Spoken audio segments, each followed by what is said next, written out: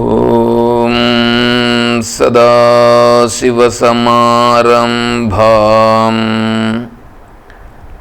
శంకరాచార్యమధ్యమాం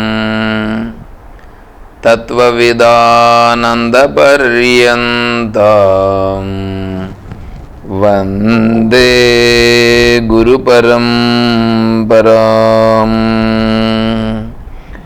ఓం శ్రీ గురుభ్యో నమః.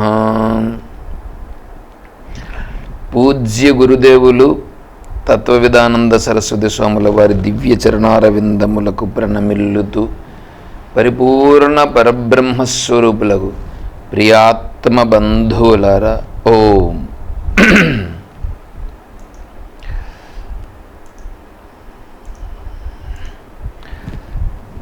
హరి ఓం.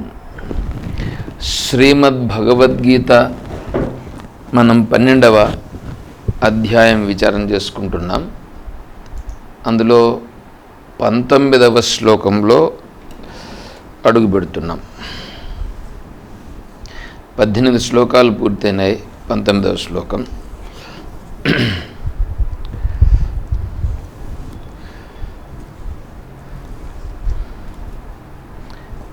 తుల్యనిందాస్తుతిర్మౌని సంతుష్టోయేన కేనచిత్ అనికేతః స్థిరమతిః భక్తిమాన్ మే ప్రియో నరః.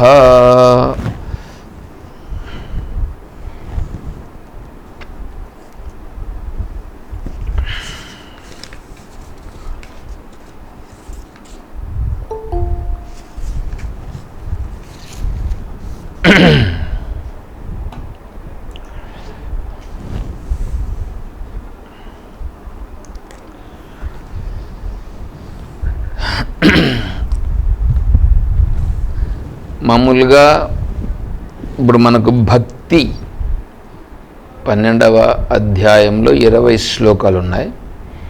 ఆ 20 శ్లోకాల్లో మనం 18వ శ్లోకానికి వచ్చేసినాం. 19వ శ్లోకం.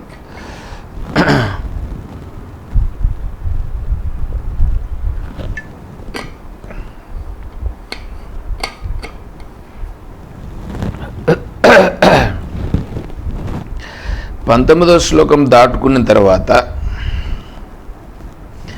ఇంకా భక్తి అనేటువంటిది ఈ మాటను చాలా తక్కువగా వస్తుంటుంది. ఇంకా జ్ఞానమే విషయం ఉంటుంది. 20వ శ్లోకం ఏంటంటే ఈ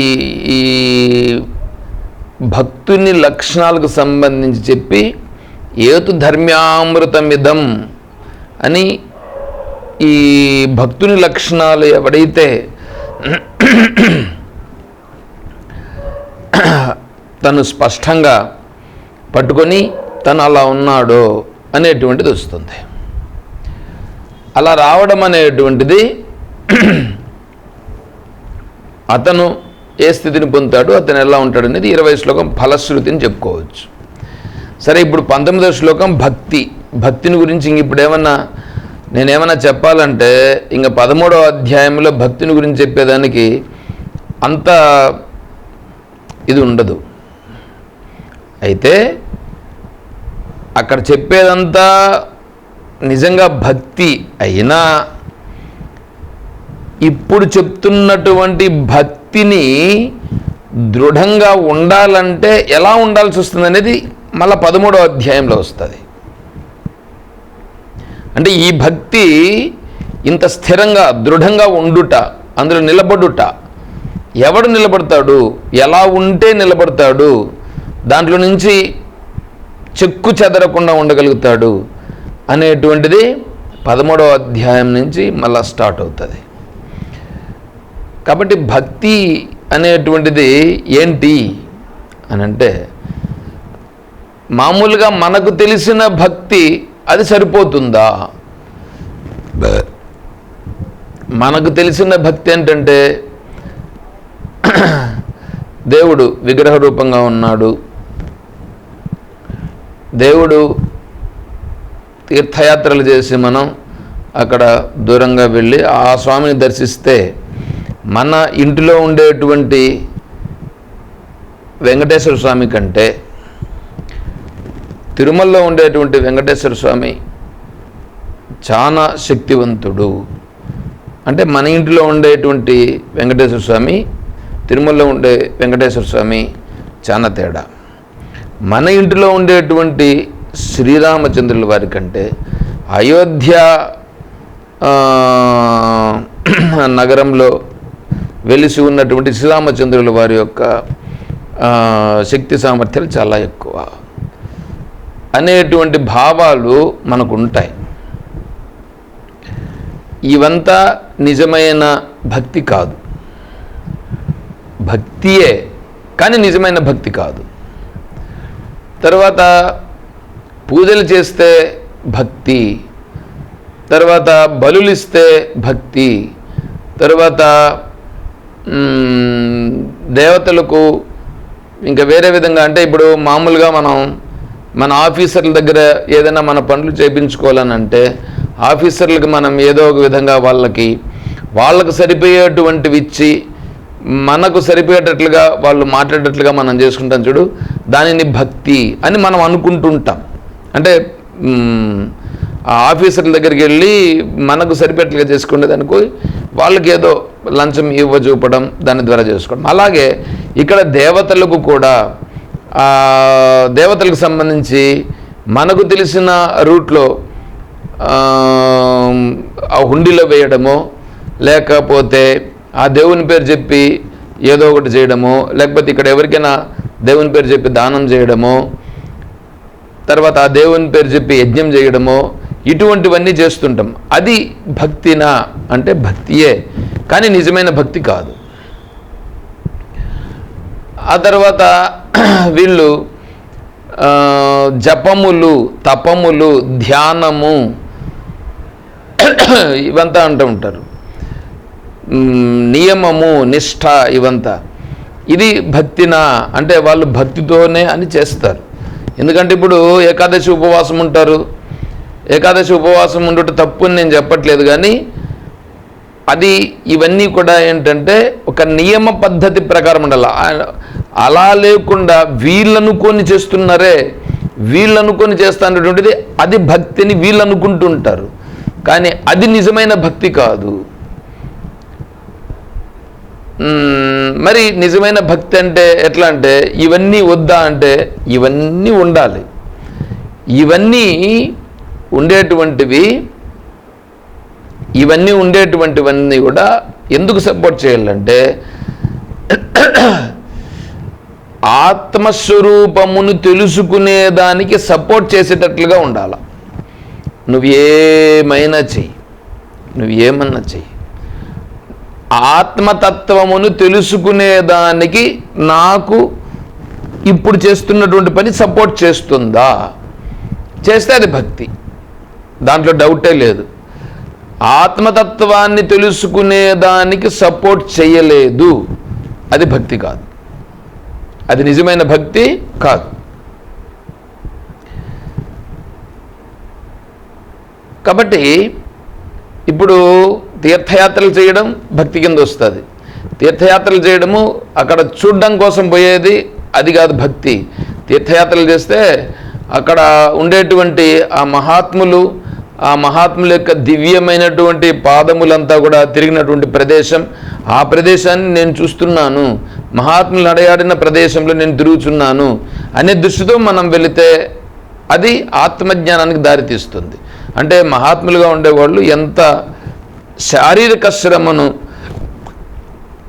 ఓర్చుకున్నారు, తర్వాత భౌగోళిక పరిస్థితులన్నింటినీ ఎలా ఉన్నాయని చెప్పి వాళ్ళు అర్థం చేసుకున్నారు అనేది మనకు అర్థమవుతుంది. ఇప్పుడు వీళ్ళు పరికరం అని చేస్తారు. పరికరం నర్మదా నది పరివాహక ప్రాంతంలో వీళ్ళు నర్మదా నది వెంబడి పరికరం అంటే మీ నర్మదా నదితో పాటుగా వీళ్ళు ప్రయాణం చేస్తారనమాట. నర్మదా నదిలో శివలింగములు, సాలగ్రామాలన్నీ కూడా అక్కడ దొరుకుతాయని చెప్తారు. అందుకని నర్మదా నది పరమ పవిత్రమైనదని భావించి నర్మదా నది వెంబడి వీళ్ళు పరమేశ్వరుని యొక్క సన్నిధానములకు మేము చేరుతున్నామనే దృష్టితో వీళ్ళు పరికరం చేస్తారంటే పాదయాత్రతోనే నడుస్తారన్నమాట. వెళ్ళేటప్పుడు ఇంకా వేరే ఏమీ లేదు, అంటే తన పైన తను ఆధారపడడం అనేటువంటిది ఏం లేదు, అంతా ఈశ్వరుడు చూసుకుంటాడు. ఏ టయానికి ఎక్కడ ఏమేమి జరుగుతుందో అది జరుగుతుందని వీళ్ళు పోతూ ఉంటారు. భిక్ష అవన్నీ కూడా ఎక్కడ వాళ్ళు జరిగితే అది దొరికిపోతూ ఉంటారు అంతే. వీళ్ళు ఇప్పుడు వీళ్ళ ప్రయత్నం అనేది ఏమీ పెద్దగా ఉండదు, కానీ ఈశ్వరుని యొక్క తత్వం అనేది అక్కడ అర్థమవుతూ ఉంటుంది. అంటే ఇక్కడ ఈ పరికరం అనేటువంటిది ఏం చేస్తుందంటే నీకు ఒక మానసిక పరిపక్వతను, భౌగోళిక పరిస్థితులను అర్థం చేసుకున్నట అనే దాని గురించి ఇస్తుంది.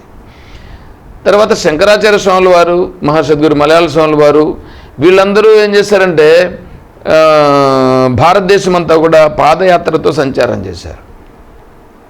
అలా సంచారం చేసేదాని వల్ల ఏమవుతుందంటే ఇక్కడ ఎక్కడెక్కడ వ్యక్తుల యొక్క ఆచారాలు పద్ధతులు ఎలా ఉంటాయి అనేది అర్థమవుతుంది.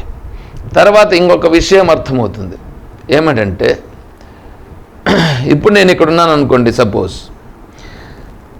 నేను ఇక్కడున్నానే, నా చుట్టూ ఉన్నారే మనుషులు, నా చుట్టూ ఉన్నటువంటి మనుషుల యొక్క మానసిక పరిస్థితులు ఎలా ఉంటాయో నేను ఇక్కడి నుంచి విడిచిపెట్టి వేరే ప్రదేశానికి ఎక్కడికైనా వెళ్ళినా అక్కడ కూడా ఇటువంటి మానసిక పరిస్థితులే ఉంటాయి. ఈ భూమిపైన మీరు ఎక్కడికైనా వెళ్ళండి, ఎక్కడికైనా వెళ్ళండి, అక్కడంతా కూడా ఇటువంటి మానసిక పరిస్థితులే ఉంటాయి. కాబట్టి ఎక్కడెక్కడో తిరిగేదానికంటే ఇక్కడుండేటువంటి మానసిక పరిస్థితుల్లోనే ముందు నేను అడ్జస్ట్మెంట్ కావాలిగా. కాబట్టి నేనేం చేయాలంటే నేను ఇక్కడుండేటువంటి మానసిక పరిస్థితులను అర్థం చేసుకుని ఇక్కడుండేటువంటి వాళ్ళతోనే భగవతత్వమును తెలుసుకునుట ఎలాగా అనే దానిపైన నేను ప్రయత్నం చేయాలి. ఎందుకు చెప్తున్నానంటే మామూలుగా ఈ ఉద్యోగస్తులు వీళ్ళు కూడా కొంతమంది ఉంటారు. వీళ్ళందరూ ఏంటంటే ఇక్కడ నాకు ఇది సరిపోవట్లేదండి, నేను ఇంకొక ప్రదేశానికి వెళ్తాను, నేను ట్రాన్స్ఫర్ చేసుకుని పోతాను. అయితే పిల్లలు ఉంటారు, పిల్లలు చదువు కోసం, తర్వాత ఆరోగ్య పరిస్థితులు, వీటన్నింటినీ అనుసరించి వాటి కోసం దానికి సరిపోయిన పరిస్థితుల్లో వెళ్ళడం అనేటువంటిది మంచిదే, కాదని చెప్పట్లేదు. కాకపోతే వీడి స్వార్థం కోసము ఇక్కడ సరిపోవట్లేదు, నేను ఇంకెక్కడో పోయి అక్కడేదో నేను చేస్తాను, ఉద్ధరిస్తాను అనేటువంటి దృష్టిలో కొంతమంది ఉంటారు. అటువంటి భావము మంచిది కాదు అని చెప్తున్నా నేను. తర్వాత ఇక్కడ భూమిపైననే కాదు, మీరు ఇంకా దైవలోకం ఉండదనంటే దేవలోకములోకి వెళ్ళినా, లేదా ఇంకొక స్వర్గలోకములోకి ఉండదని అంటే అక్కడికి వెళ్ళినా, లేదా ఇంకేదైనా కింద లోకంలో ఇంక వేరే ఏమైనా లోకాలు ఉన్నాయంటే అక్కడికి వెళ్ళినా, ఎక్కడైనా ఇవే పరిస్థితులు, ఎక్కడైనా ఇదే పరిస్థితి. దీనికంటే వేరే పరిస్థితి ఎక్కడ కానీ లేదు. అంటే మీరు ఎక్కడున్నారో మీ చుట్టూ ఉన్నటువంటి మనుషులు, మీ చుట్టూ ఉన్నటువంటి వాళ్ళ యొక్క గుణములు, మీ చుట్టూ ఉన్నటువంటి మనుషులు మీతో వ్యక్తం చేసేటువంటి విధానాలు ఇవే ఉంటాయి ఎక్కడ పోయినా. కాబట్టి నీ చుట్టూ ఉండేటువంటి వాళ్ళను మార్చుట కాదు చేయాల్సింది, నీ చుట్టూ ఉండేటువంటి వాళ్ళతో నేను ఎలా సరిపోతాను అనేది నువ్వు చేయగలగాలి. అంటే నువ్వున్న పరిస్థితుల్లోనే, నేనుండే జాగాలోనే నా చుట్టూ ఉండే వాళ్ళతో నేను వ్యవహారం చేస్తూ, నా చుట్టూ ఉన్నటువంటి వాళ్ళందరూ నాకు సపోర్ట్ చేయగలిగేటట్లుగా, లేదంటే వాళ్లకు అంటే వాళ్ళ నుంచి నేనేమి ఇబ్బంది పడకుండా, నా నుంచి వాళ్ళు ఏమి ఇబ్బంది పడకుండా ఇక్కడ సక్రమంగా ఉండగలిగేటువంటి మానసిక స్థాయిని నేను పెంచుకోవడం. అయితే దీంట్లో మళ్ళీ ఒక టెక్నిక్ ఉంటుంది. దీంట్లో ఉండే టెక్నిక్ అంటే ఏంటంటే, ఈ రాజకీయ నాయకుల్లాగా నేను ఉండమని చెప్పట్లేదు. రాజకీయ నాయకులు ఏంటి, ఎక్కడుండే పరిస్థితులకు అనుగుణంగా అక్కడ సరిపోయేటట్లుగా వ్యవహారం చేస్తారు వాళ్ళు. నేను అలా చెప్పట్లేదు. అది మభ్యపెట్టుట అవుతుంది. ఎవరిని మభ్యపెట్టుట? ఇతరులను మభ్యపెట్టుట, తనను తను కూడా మోసం చేసుకున్నట్టు అవుతుంది. ప్లస్ స్వార్థం కోసం వీడు వెళ్ళినట్లు అవుతుంది. ఇక్కడ అలా కాదు. నువ్వు ముందు నిర్ణయం తీసుకో. ఏమిటి నిర్ణయం? నేను శాస్త్ర పద్ధతి ప్రకారంగా వెళ్ళాలనుకుంటున్నాను, ఆత్మతత్వాన్ని తెలుసుకోవాలని అనుకుంటున్నాను, అందుకొరకు నేను ప్రయత్నం చేస్తున్నాను. ఈరోజు అంగన్యాస కరన్యాసములను గురించి సాయంకాలం క్లాస్ కొద్దిగా జరిగింది. రేపు మళ్ళీ అంగన్యాస కరన్యాసముల పైన వస్తుంది. అది కూడా భక్తికి సంబంధించిన అంశమే. ఇప్పుడు ఇక్కడ కూడా భక్తికి సంబంధించిన అంశమే. కాబట్టి ఇప్పుడు మన మానసిక పరిస్థితి ఏంటంటే, నేను ఉన్న పరిస్థితుల్లో నేను అడ్జస్ట్ కావాలి, నేను ఉన్న పరిస్థితుల్లోనే నేను అడ్జస్ట్మెంట్ కావాలి. కానీ నేను ఉన్న పరిస్థితిని ఇక్కడ విడిచిపెట్టి ఒకవేళ ఋషికేశ్ వెళ్ళినామని అనుకోండి, ఋషికేశ్లో నేను ఏమైనా అడ్జస్ట్మెంట్ కాగలుగుతాను అనే దృష్టితో వెళ్ళి, మొన్న కాకినాడలో వచ్చినప్పుడు ఒక అతను తిరుపతిలో ఉన్నాడు. తిరుపతిలో ఉండే ఆయన చెప్పాడు ఏమనంటే, ఇక్కడ ఇది తమిళనాడులో ఒక అద్వైత సిద్ధాంతానికి సంబంధించినటువంటి ఒక స్పెషల్ కోర్స్ అది ఒకటి జరుగుతూ ఉంటుంది, ఇప్పుడు కంటిన్యూషన్ ఉంటుంది, కోయంబత్తూర్. ఈ కోయంబత్తూర్లో జరుగుతున్నటువంటి ఆ కోర్సులో ఈయన 6 నెలలకు గాను 1,00,000 పైన ఏదో సమ్ అమౌంట్ చెప్పాడు. ఈ 6 నెలలకు గాను 1,00,000 పైన నేను డబ్బులు కట్టేశానండి, నేను అక్కడికి వెళ్తున్నానండి, నేను అక్కడ కోర్స్ చేస్తానండి, ఏమేమి చెప్తున్నాడు. ఆయన వయసు ఆల్రెడీ 60 పైన అయింది. సరే చెప్తూ ఉంటే సరే అనుకున్నాను. కానీ ఆయన ఇక్కడే ఏమడలేకపోయాడు మాతో పాటుగా అంటే కాకినాడలో ఉన్నటువంటి మాతో పాటుగానే అక్కడ వచ్చేటువంటి టిఫిన్ ఆయనకి సరిపోలేదు, వచ్చే భోజనం సక్రంగా సరిపోలేదు ఆయనకి. ప్లస్ ఉండేదానికి మాతో పాటుగా అక్కడ ఏదో అయితే ఉన్నాడో అక్కడ 2 రోజులు ఉన్నాడు, 3వ రోజు వేరే రూమ్ వెతుక్కున్నాడు ఆయన ఇల్లు సపరేట్గా. అంటే ఏంటి, మనతో పాటుగా కలిసి ఉండేటువంటి పరిస్థితిని ఇక్కడే నువ్వు లేనివాడు, ఇంకా వేరే ఒక క్యాంప్ అనేటువంటిది ఒకటి పెట్టి ఆ క్యాంపులో ఉండేటువంటి దాంట్లోకి వెళ్ళి అక్కడ నువ్వు ఎలా ఇమ్మడగలుగుతావు? అక్కడ చెప్పేటువంటిది ఏమైనా నీకేమైనా బాగా అర్థమయ్యేటట్లుగా చెప్తారా? అంటే వాళ్ళు చెప్తా ఉండేటువంటిది వాళ్ళు ఒక లెవెల్లో చెప్తుంటారు. ఇక్కడ స్వామీజీ చెప్తా ఉండేది మనకు ఒక లెవెల్లో ఉంటుంది. స్వామీజీ చెప్తా అంటే తెలుగులో చెప్తుంటాడు, ప్లస్ మనకు అర్థమయ్యేట్లు చెప్తాడు, చాలా చిన్నగా చెప్తుంటాడు.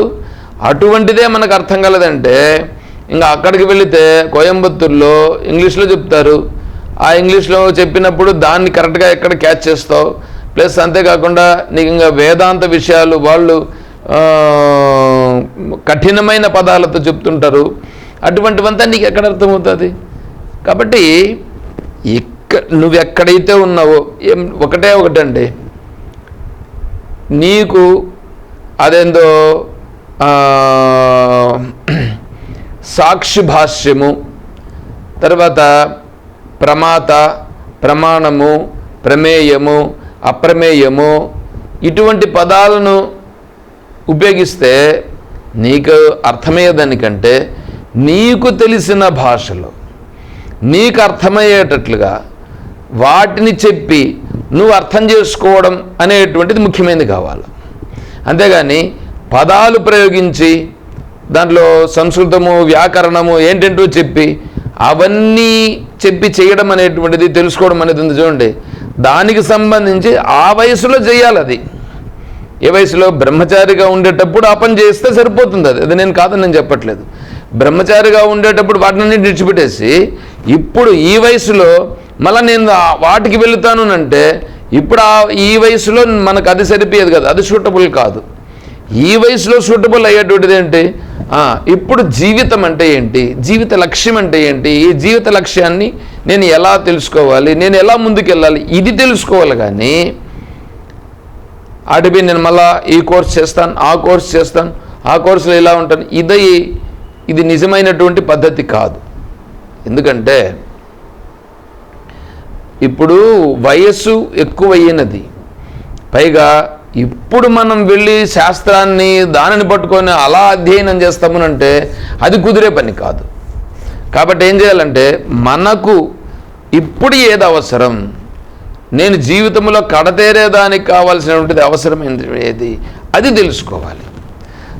దీనికి సంస్కృతం అని, వ్యాకరణం అని, పాండిత్యం అని ఇదంతా అవసరం లేదు. ఇదంతా అవసరం లేకుండా దాన్ని ఏమంటారంటే సారాంశమును గ్రోలుట. సారాంశం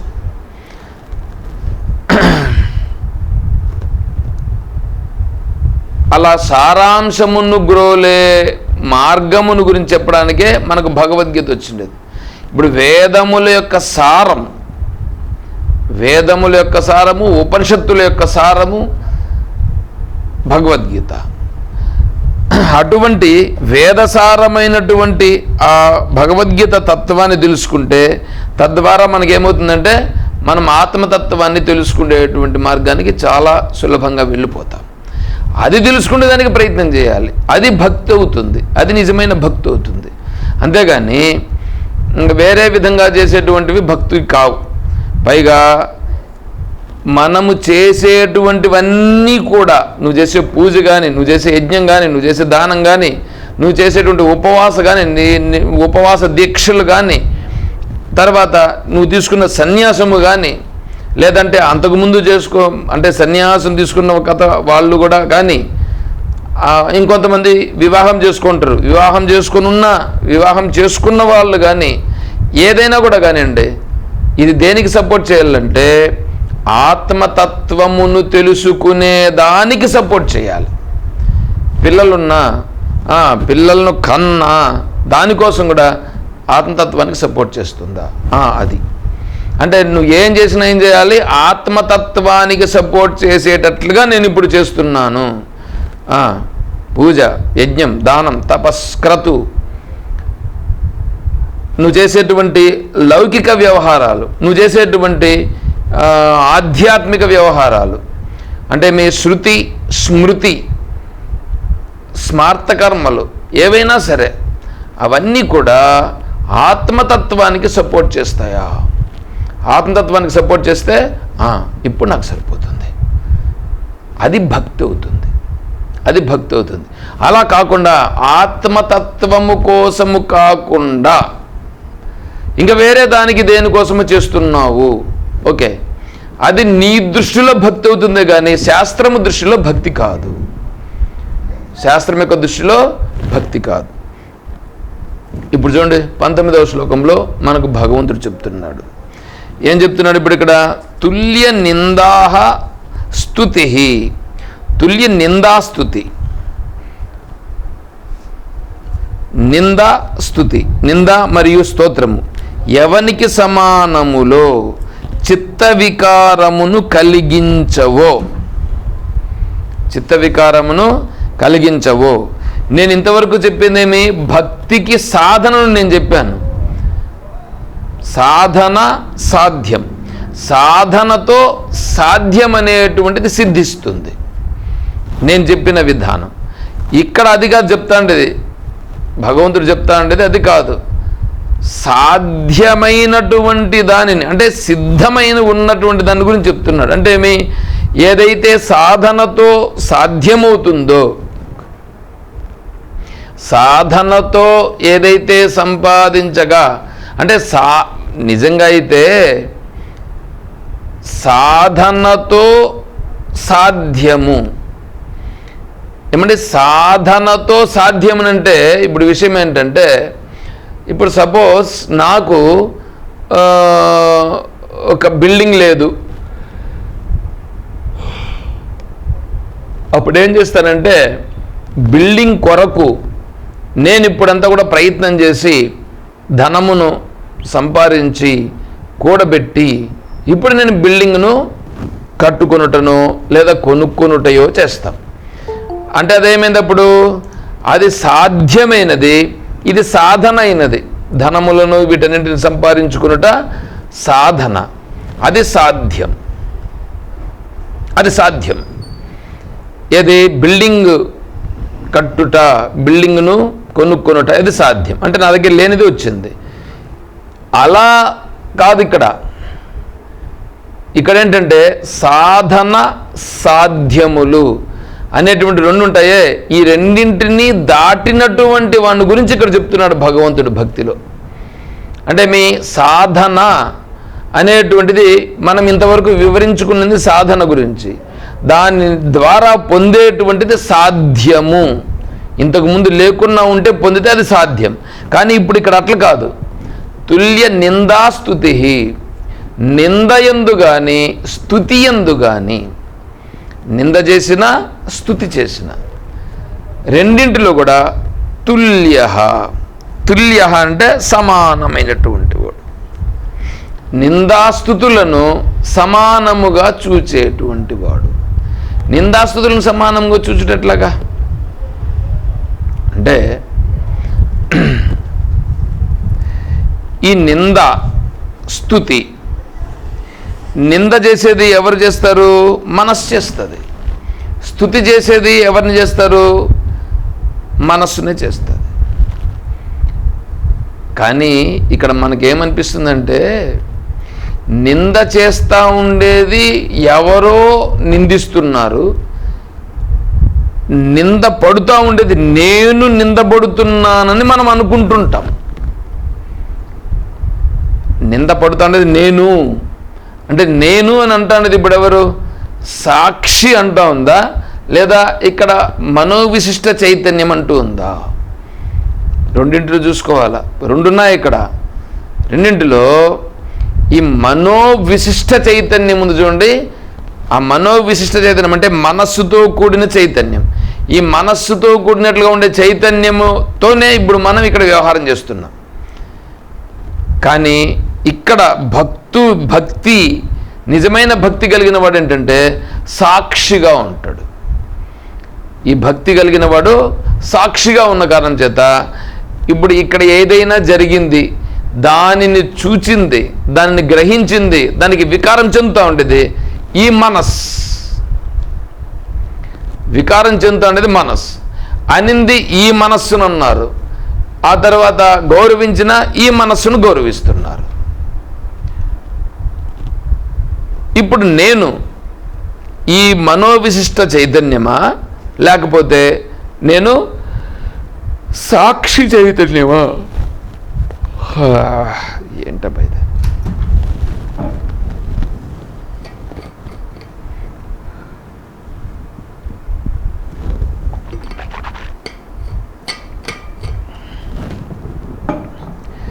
ఇది మనకు కావాల్సి వస్తుంది. ఎప్పుడైతే నేను మనోవిశిష్ట చైతన్యము అనేటువంటిది ఏదుందో అది నాకు ముందరున్నది, అది నేను కాదు. ఆ మనస్సు చేస్తున్నటువంటి వ్యవహారములన్నింటినీ గుర్తిస్తూ ఉండేటువంటి వాడును నేను అని ఎప్పుడు చూడగలుగుతాడో అప్పుడు ఈ మనస్సుకు కలిగేటువంటి వికారముల చేత తను వికారమును చెందడు.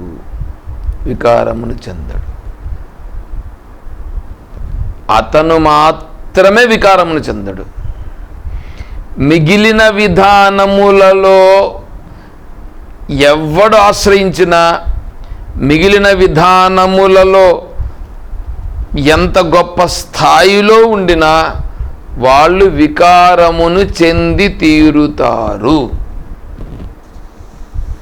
ఇక్కడ ఒక విషయం ఏంటంటే,